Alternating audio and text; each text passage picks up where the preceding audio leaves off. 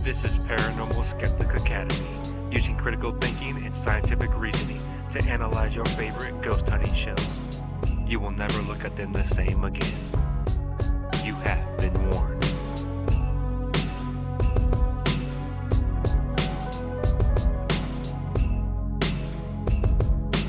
In the series premiere, the Ghost Stalkers duo of paranormal investigators Chad Lindberg and John Tenney, both bonding on near-death experiences, investigate the Whispers Estate, a turn-of-the-century Victorian-style house that some believe is evil. They and many others are convinced that all the negative energy comes from a portal located in the basement, making its way up to the attic where non-human entities are known to come through, including a goat man. This is Paranormal Skeptic Academy.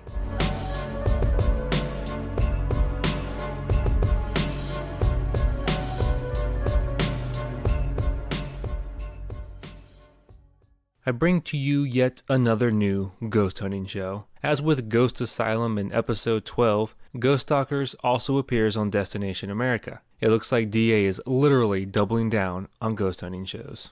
The hosts for this new show are John E.L. Tenney and actor Chad Lindberg. The mastermind behind this show is none other than Nick Groff from Ghost Adventurers fame. Like all good, and I use that term loosely, ghost hunting shows, you need a gimmick. The gimmick for these two is exploring the intersection between our world and the world of the unexplained. They do this by looking for portals, wormholes, and other portholes between the two worlds. John is the brains behind the operation as the seasoned paranormal investigator. He's been involved with paranormal in some form for over 27 years, researching anomalistic events, anomalies, conspiracy theories, the occult, and UFOs. So it appears he falls for all kind of bullshit. And, would you believe it? His belief in the paranormal goes back to a near-death experience he had when he was 17 years old. He went into cardiac arrest and flatlined for 2 minutes before being brought back. During those 2 minutes, which seemed like an eternity, he didn't have the typical near-death experience of white light and loving relatives. But his was different. His was dark and scary, and according to him, not typical. He said he was given a choice to stay in the world of the dead or come back to the world of the living. And the next thing he knew, his eyes opened and he was in the hospital. He also said he witnessed an exorcism at the Vatican. He said the Vatican makes sure that the person possessed is not on drugs and not mentally ill, and that there is a months-long process for all this. When describing the exorcism, he said it looked like a movie, but real.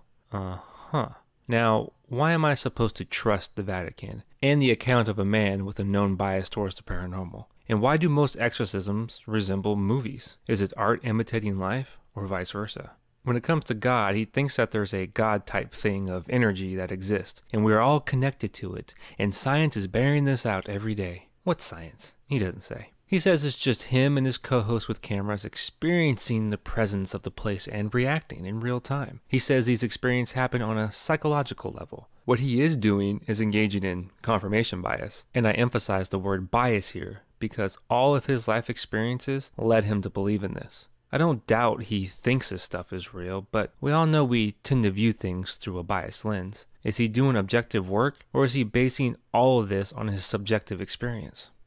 Chad Lindberg is an actor who has appeared in such films as Fast and the Furious, October Sky, and the TV show Supernatural. He joins John as co-host and attributes his fascination with the paranormal to a near-death experience as well, when he was 17. That sounds familiar. Chad tries to explain why ghosts or spirits interact differently with different people. John says, quote, "Well, I think the experiences that Chad and I have had respectively in terms of near-death experiences have been very, very different. So while we may have had a few of the same experiences in regards to investigating, what Chad and I are discovering is that the other world or the other side deal with Chad and me very differently. Something which I feel will definitely come across when folks watch the show." Unquote. And Chad says, quote, "Yeah, it's true. They, the entities of the spiritual world, seem to know what John can handle and what I can handle. So I definitely agree with John that they deal with us in very different ways. And so I feel that these encounters that John and I have had with the spiritual world have allowed us to learn a lot from each other as we progress on this crazy journey."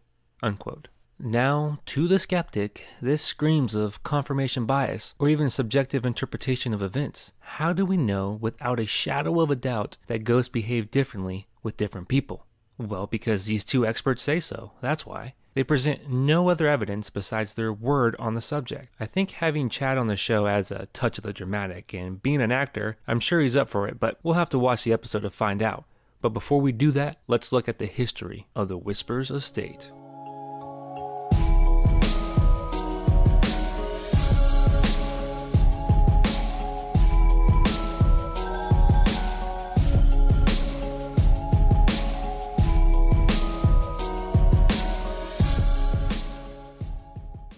It's hard to find objective histories of these places, especially houses, because there really isn't a lot of information on the internet outside of paranormal sites. Take, for example, the Whisper Estates. According to the official Whispers Estates website, the history of the house begins in 1899 when the house was built by a Dr. John Gibbons. Then a fire claimed the life of his young adopted daughter. Searching the validity of the story, I kept coming across the same story over and over again, but on different websites, and usually verbatim. And all roads lead back to the official Whispers Estate website. Now, the Whisper Estate's owner have a clear agenda on keeping the history alive because it's, well, good for business. And without jumping in a car or a plane, unless you dear listeners want to pay for that, I don't know if I can get closer to the actual history of the place, but for the purpose of this podcast, we'll take the known historical account at face value.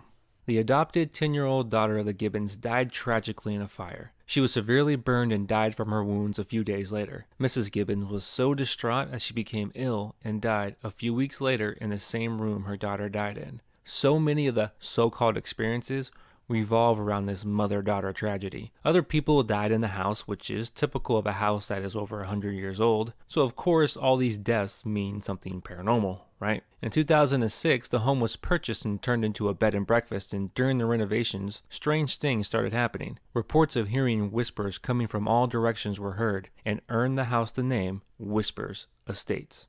What is interesting is that most, if not all, of the paranormal activity took place when a man named Jarrett Marshall owned the home. I couldn't find when he sold the house, but he eventually did, and the property has changed hands several times with people looking to cash in on the paranormal activity of the place. The current owner is a Van Rainier, who carries on the tradition of the house. Again, the reports of the activity in the house didn't start until Jarrett owned the home, and after that, people post hoc rationalize reasons for the activity by finding events in the history of the home and pointing to those as proof of their experiences. However, there is reason to doubt Jarrett's integrity. A gentleman by the name of Kenny Biddle, who is a skeptic, did his own investigation of Whisper Estates after Jarrett sold the place. Here are some of the things he found. Several different ghost hunting groups report hearing and recording the same phrases and sounds as each other. Now on the surface, this sounds like a good thing, right? The same sounds and phrases captured by several different groups? Repeatability, one of the hallmarks of science, but it should also throw some red flags. Now, with this next piece of information, I was only able to find it in one place, so take it for what you will. The story goes, a sound guy from Sony wrote a letter to the Ghostly Talk radio show saying he analyzed the alleged audio clips from the Whisper Estates and concluded that they were all the same recording, meaning the source was the same. No variation in tone or inflection or delivery, assuming this person from Sony is to be believed. Again, I could only find this from one source, so take it for what you will. Now on to the evidence from new friend of the show, Kenny Biddle, who runs a Facebook page called I Am Kenny Biddle and a videocast called Geeks and Ghosts on YouTube. Search for Kenny Biddle and subscribe. It's a great videocast. One of the claims from the Whispers Estates is hearing voices coming from all directions around the house. What most homes have are central heating and air conditioning ducts, which is a good way to transmit sound through a home. What Kenny did was record himself singing Ring Around the Rosie and repeating, Mommy, Mommy. He was in the basement and played his recording through the air ducts, and the people on the first floor listened for his voice. They confirmed they heard it and that it sounded like what others have reported. Kenny stresses this isn't concrete proof of a hoax, but he did find one possible non-paranormal explanation for the voices being heard. On its own, the evidence doesn't carry much weight, but Kenny soldiered on and made his way into a crawl space and found a bookshelf speaker placed next to a support beam. The speaker was strategically placed under the stairs next to an open air vent. The wires from the speaker were wrapped around the support beam, and Kenny followed them to a place where the ends of the frayed wires were easily accessible. The speakers were not attached to anything at the time, but he later found more speakers under some hoses and other junk, as well as an old CD player. He questioned the current owner, and it was revealed that the former owner had a brother that was experienced in audio equipment repair. Piecing all this together, Kenny concluded that the paranormal activity associated with the Whispers estate is likely a hoax, and most likely perpetrated by Jarrett Marshall when he owned the home. Now, Kenny is just one man, and an awesome man at that, but he's also a dirty, filthy skeptic, so he probably has an axe to grind, right? Well, that's why I'm here to get to the bottom of this once and for all.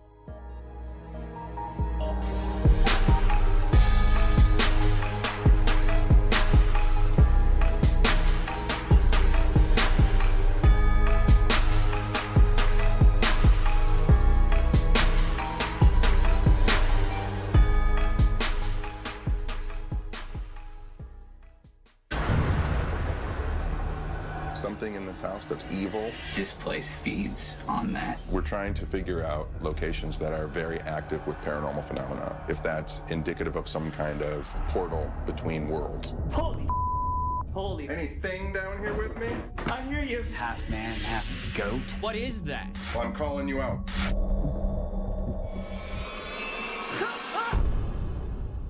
We fade to black, and we hear why John and Chad do what they do. I'm Chad Lindberg. In 1983, I almost died in a hospital. My name's John Tenney. In 1988, I was pronounced dead.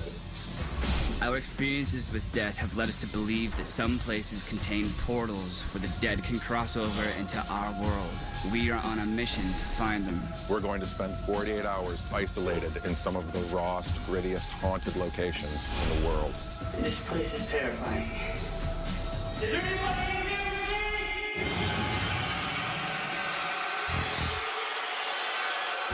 Okay, here is my main issue with this reasoning. I do not doubt that Chad and John had some kind of experience. In their mind, what happened to them was real. However, that doesn't mean it is real. You have to come with some objective facts before we're to take you seriously. We get a voiceover describing the house as one of the most haunted places in America, with Chad and John in their van discussing portals, and John describes what he thinks portals are and what they do. Many believe portals are doorways to the afterlife. Others believe they can lead to another time, dimension, or reality. Chad and I believe if we can unlock the mysteries hidden within these portals, it will lead to a better understanding of what happens to us after we die. So that's why we are intrigued by the stories we've heard from... To back up their claims, they bring in an objective source, fellow paranormal investigators. They go through the list of typical sightings such as closing doors, shadow people, and dark energy that seems to have infected this place. Remember, this place didn't have any reported paranormal experiences prior to 2006. During the interviews with the paranormal investigators, they keep bringing up this portal, and they fear it for what it might bring into this world. So as not to interfere with each other, John and Chad will each spend a night in the house alone. Then they let their bias shine bright. We got a pretty good idea that it's haunted, but we need to find out if there's something more going on there. And if somehow or another there's a doorway or a portal that energy is coming through that's manifesting so that everybody has experiences there. Well, I'm very excited about it, but I'm also very nervous about this place. There's something about it that's just crazy.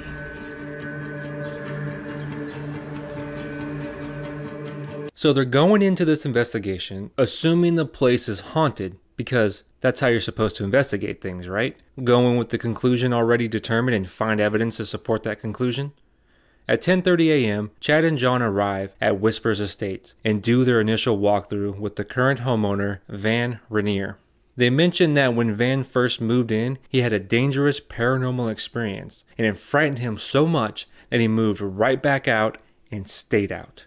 John explains that they are searching for portals between worlds. He already believes that this place is haunted, so no reason to dwell on that. Van then explains his experience with the house. About 2 months after I bought the house, one of the sensitives that we had come here, and then substantiated by 2 or 3 other people, is that there's supposed to be a vortex that comes up in this corner of the house. I have to say, since I've walked in, I'm doing this.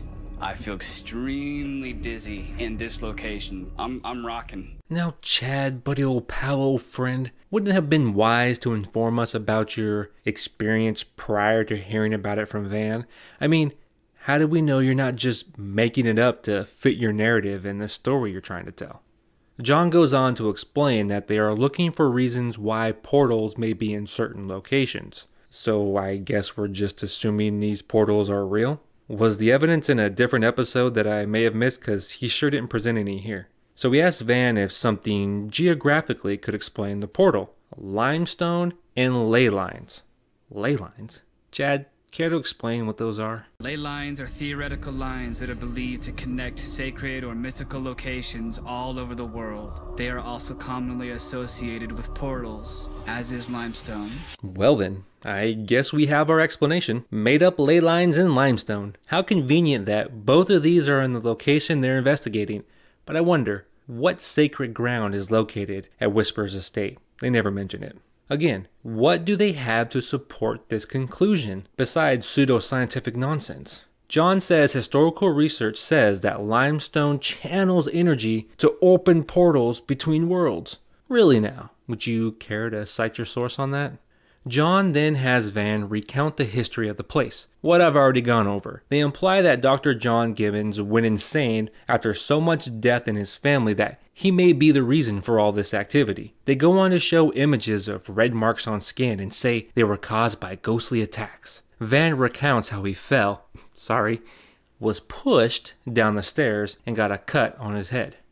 John tells us that he believes ghosts cannot hurt people, but other entities could. They go up to the servants' quarter where Van believes most of the violent activity takes place, and they drop some more portal knowledge on us. One of the things that Chad and I are researching is, is the spirit world larger than people are giving it credit for? Even going as far as non-human entities, are they using portals and vortices as a way to manifest themselves? Right, the fact that you're mentioning that there's like a half man, half goat, like, what is that? Right. Like, what is that? Half man, half goat-like creatures have often been used in many cultures to depict demons or even the devil himself. Could these sightings have something to do with the attacks at Whisper's estate? No, they don't. Man, am I the only one getting the feeling that these guys are just talking out their arses? I mean, everything they've said sounds like something out of a bad horror movie. Van refuses to go into the basement, the same basement friend of the show Kenny went into, but Chad and John brave the stairs and go deep underground. We meet Gwen, the estate's caretaker, and she takes us on the tour of the basement and explains that this dark entity is actually Dr. John Gibbons. They keep talking about curved vortices, and he then leads this poor girl to the conclusions he's looking for by asking leading questions. In the upstairs, they were talking about like an energy vortex or a portal that actually curves up and kind of comes up into the attic. Do you think that that touches anywhere in here, down in the basement? I do. I think it does go all the way through the house. Do you think that something more that's beyond just human energies can come through those portals? Absolutely. I have been scratched. I've been slapped. I have been pushed. I had an experience up in the attic where something pulled me through a portal, and it was a negative energy. Without a doubt, yes. Negative energy, human, non-human, can definitely come through those portals. Well, hello, person who believes what I believe. Let me ask you leading questions to get the answers I want to continue the narrative of portals and evil energy. Gwen lets us know that the house itself wants her here. She feels pulled to it. The house, she says, is alive. On to the backyard where Gwen lets us know this is the place where Dr. John would dump used body parts, as they do in 1899. I bet they have at least one bone dated to that time to prove this story, right? Nope. But she doesn't just stop there. She opines on what she thinks happened to Dr. John. Some have asked, what is my theory? I don't think that Dr. John was born a negative entity. He came here and something happened to him here in this house. And After that, every owner, something happened to. Are you okay? The hell was that? Did Chad get stung by a bee? A cramp? Appendicitis? Gas? I think it was a portex.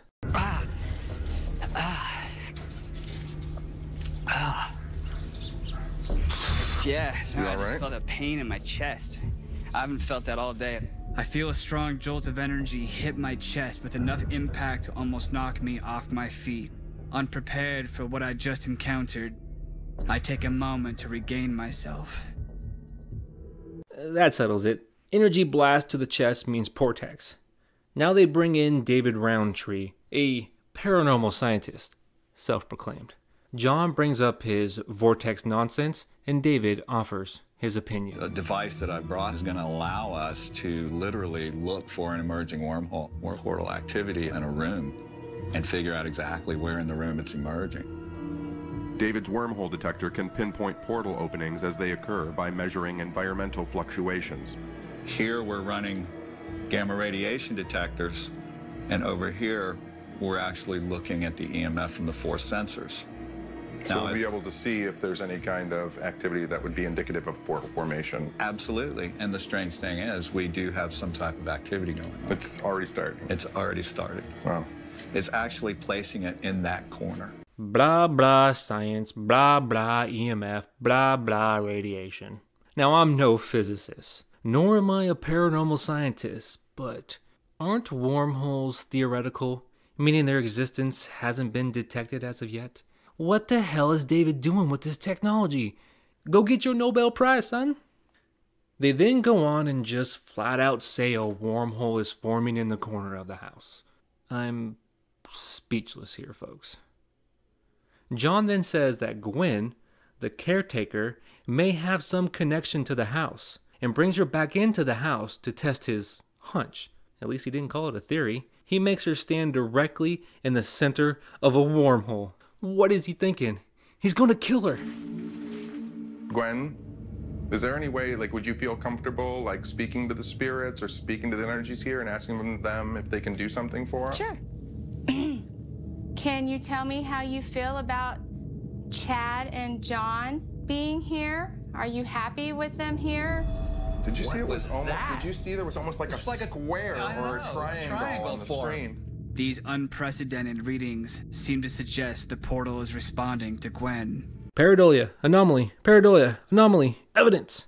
Gwen is a conduit, and therefore human beings affect portal phenomenon. But before we get into the investigation, Chad is a little apprehensive. I have to mention also, like, how I'm feeling right now. Like, I feel like I'm having to close myself off so much. I feel like if I open myself up just a little bit, it's going to hurt me. As the sun sets, I begin preparing for my solo investigation. I'll be spending the entire night alone, which can be very dangerous. But it's the only way to make sure I can collect evidence free from any living human disruptions. Still, the idea of being alone is nerve-wracking, and before long, I am overwhelmed by a powerful negative energy. Let us take a moment and sit in silence and contemplate what this brave man is about to endure for us. Okay, that's enough. Chad feels sick before he goes into the house alone. Man, it sure does pay to have an actor on the show. John takes us through the camera setup, including the all-important camera stationed on the portal. This camera is the only camera John will use to monitor Chad, but Chad is not well. He stressed to John that he is to not stop listening because Chad fears for his safety. Chad dons his panic button and heads into the house at 9:17 p.m. into the belly of the beast, right into the portal. Chad starts off with an EVP session. We cut from camera to camera, and then Chad lets us know it's hard for him to breathe. Finding it really hard to breathe. Is there a portal where I'm sitting right now? At that exact moment, the lines touch on the waveform monitor, indicating that a portal is emerging. Is that what that means? Because from what I've seen, those wave lines are constantly doing that. I mean, Every time they show them, they are moving and touching. Why does it all of a sudden mean something when Chad asks questions before they touch? He could have asked a portal if they liked Fast and the Furious. Wavelines touched, therefore the portal enjoyed the movie. More questions into the darkness, long pauses, and Chad tries to get philosophical and says, quote, "Being human is weird, you know?" Unquote. Deep, man. Real deep. He then plays back his own recording because he thought he heard something. What was that?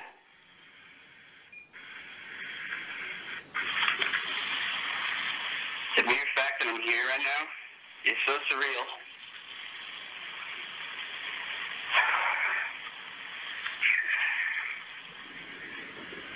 What is that? This is...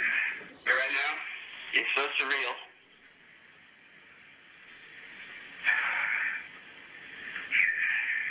Be a man. Okay. What is your name? All right. All right. You just said be a man. All right. All right. I will. Chad, be a man, is what he thought he heard. I'm not entirely convinced that this was an entity, but instead his own subconscious coming into play here. He was afraid to go into the house alone, to the point of throwing up, and then this entity tells him to be a man? Never mind the fact that it was him taking a deep breath and then some background noise. I think him hearing what he thought he heard is very telling. Back from the commercial, and John expresses his concern for his friend and that Chad's fear may be intensifying his experiences. Chad heads up the stairs to confront his fears of being a man? Not sure. But just when he thought he was safe, we hear this.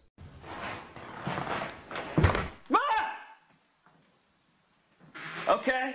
Playback reveals my camera also captured this unexplainable sound.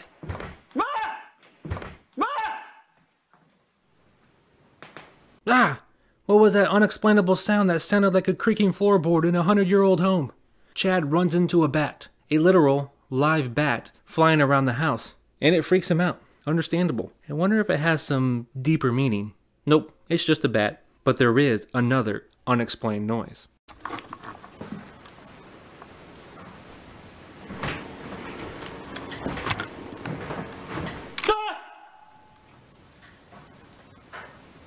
Somebody's walking up the stairs. Playback reveals my camera also picked up the footsteps.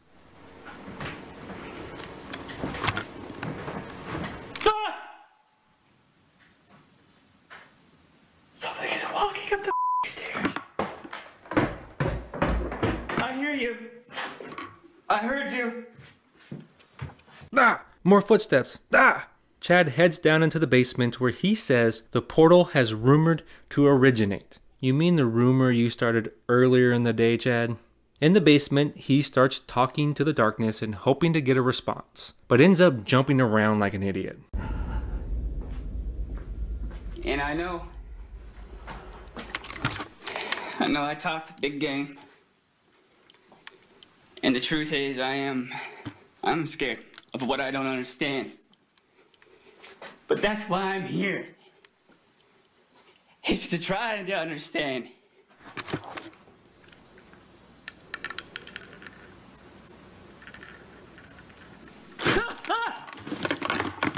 Something just touched my back. Could this be Dr. John's presence that I am feeling, or something far worse? Okay, all right. I feel you. I do. I feel cold. Blast. But I have been feeling cold blasts. I did get touched. I got touched earlier. Thank you, I guess.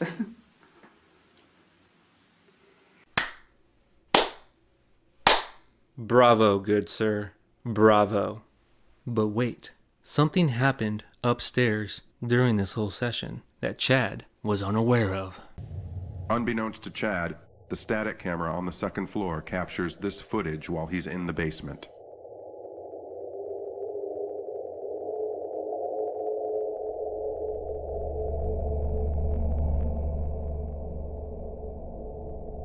Could this be the spirit of Rachel or Dr. John? Or evidence of something else? Could this be the work of whatever is coming through the portal?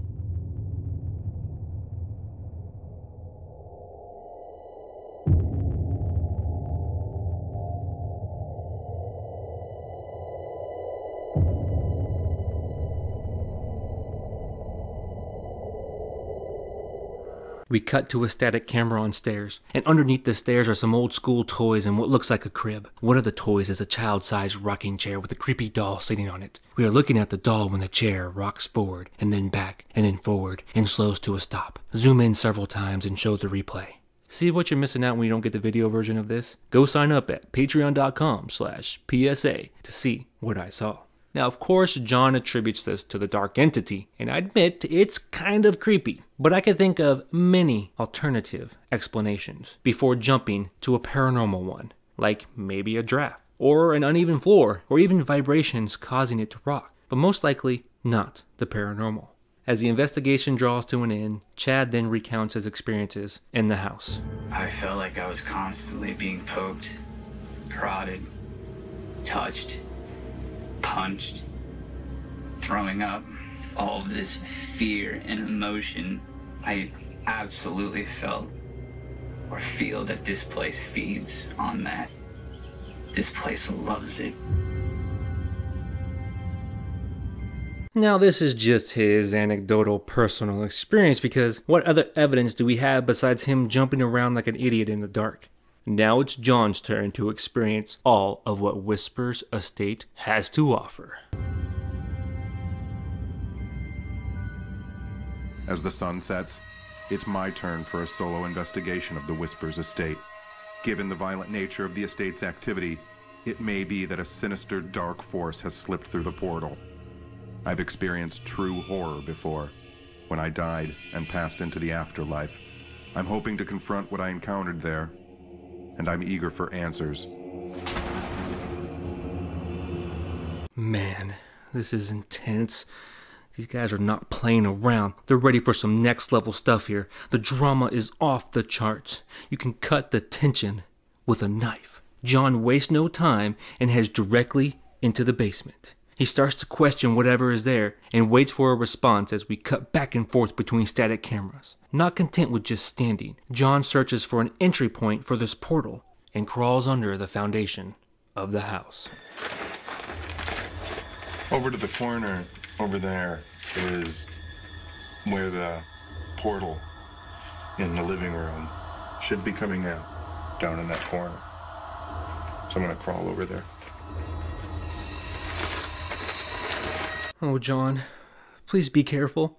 Oh, not because of the portal. Oh, that's BS, but there could be spiders or rats or snakes down there, or he could bump his widow head. He crawls over to the corner and pops a squat and starts challenging the entity to use his energy for whatever purpose, and then we get our next piece of, let's call it evidence. Just then, the wormhole detector registers a massive disturbance in the environment directly above John. The lines touching and crossing suggests a portal is opening, and someone or something is coming through. Maybe John's taunts have triggered the portal to open. Or maybe it's just another coincidence because those damn lines are doing the same thing they've been doing since they turned the damn machine on. John crawls out of the basement and heads back upstairs to trace the path of the portal, trying desperately to get any evidence for this. He finally makes his way to the attic, looking for this half-goat, half-man thingy. He starts to question it and tries to get a reaction. This is the place where the attacks have occurred. Let's see what he finds.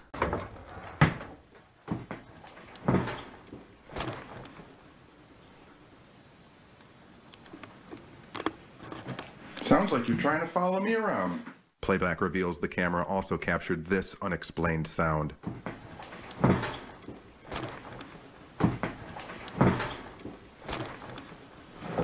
Damn it! Those aren't unexplained sounds. Those are footsteps caused by you. Stop making it sound like something or someone is following you. It's you making those noises, you big dummy. John moves into the servants' quarters trying to get into a physical altercation with this dark entity. He gets a ringing in his ear, so there must be a ghost nearby? Wait, ringing in the ear means a ghost is nearby? Holy crap. I get a ringing in my ear all the time. So it's not just a sudden oscillation of little hairs in my ear that everyone experiences at some time in their life, but ghost or wormholes? Cool. John keeps questioning the entity in the dark and goes into the heart of the beast, a little room off the hallway, the place where the dark entity likes to chill out.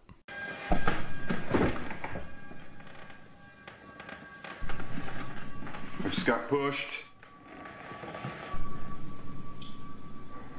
Just got pushed.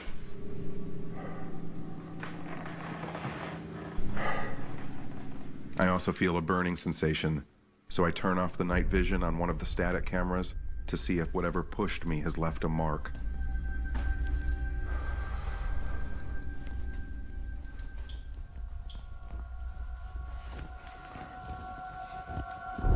I felt something go down. Go down my spine.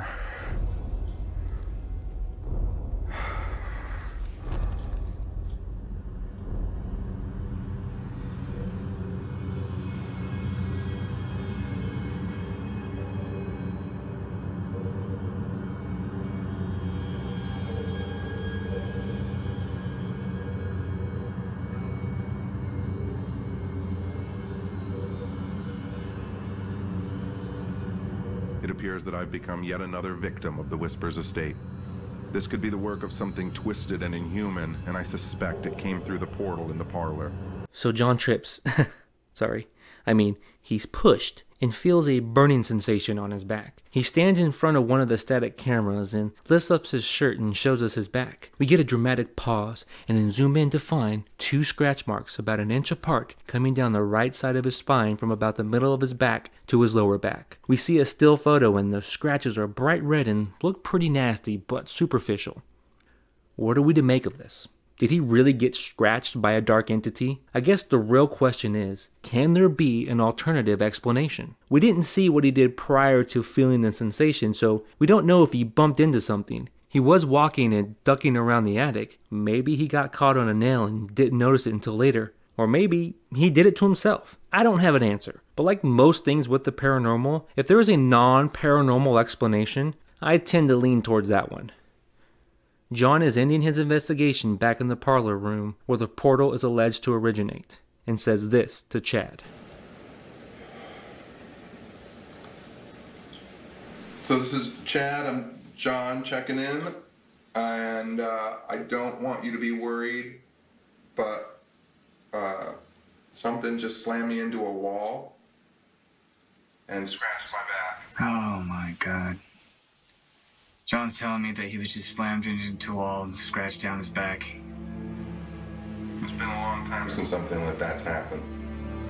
Do you see what happened there? John was saying metaphorically he was slammed into a wall, and Chad thought he was literally slammed into a wall. See how quickly we can get confused with language and then have that morph into something that it was never intended to be? Now, in Chad's mind, his friend was slammed into a wall by a dark entity. And that will influence everything he sees and does going forward, whether he knows it or not. It's written into his subconscious now.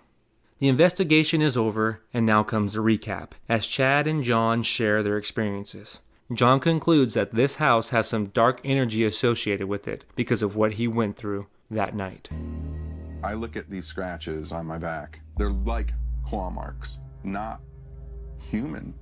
Was it the goat man? It really seems like the portal in this house is giving access to something that's otherworldly, not born of this world. It might only know evil. It might be born of evil and exist in evil all the time.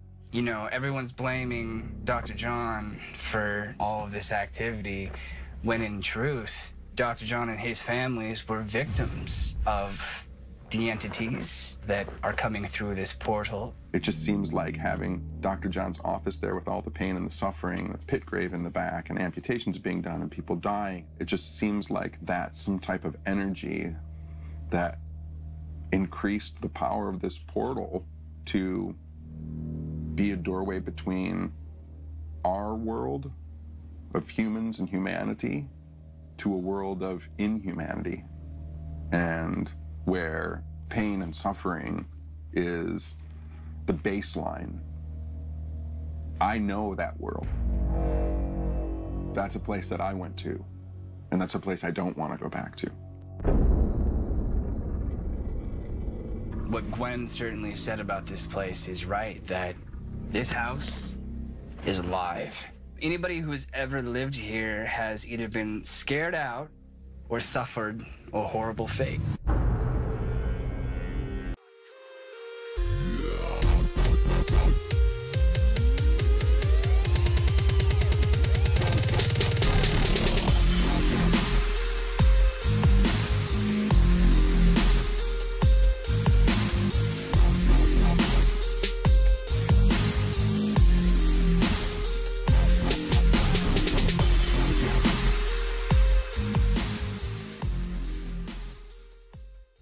I like to write these conclusions as soon as I'm done watching the episode, so it's still fresh in my mind. My initial impression of the show was ridiculousness. I've seen a lot of ghost hunting shows, and I've seen a lot of ridiculousness in ghost hunting shows. But this one takes the cake. It's not that they are doing any groundbreaking stuff here. They may claim to be looking for vortexes, but when it comes down to it, they are still walking around in the dark looking for anomalies. No. What makes this show ridiculous is the misuse of not only science terms, but scientific equipment. They walk in under the guise of science to where lay people don't know the difference. They start talking about portal and vortices and wormholes, and they do it in a way that appears to sound like they know what they're talking about. But they don't. If I can sum up what they said, it would go like this. Portal, portal, portal, vortex, science, portal, vortex, energy, wormhole, portal, entity, vortex, portal. That's it. They are saying things without really saying anything. It's just ridiculous. Ghost Stalkers is a ghost hunting show that already assumes ghosts are real, like most shows in this genre. But they have to take it to another level and try to sound interesting by talking out of school about stuff they have no business talking about. When it comes to ghosts and portals to the other world, Ghost Stalkers fails to deliver.